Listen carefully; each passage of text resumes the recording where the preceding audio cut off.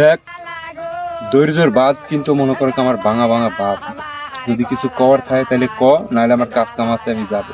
আচ্ছা ভাই একটা কথা কও তো, তোমার বয়স কত? একবারে এক বিন্দু মিথ্যে কথা কওয়া যাবে না। পানি দেন না গো। এই কথা শোনার জন্য এতক্ষণ ধরে বসে রয়েছিস? হ্যাঁ কও। 33। 33 বছর বয়স। আমার কত?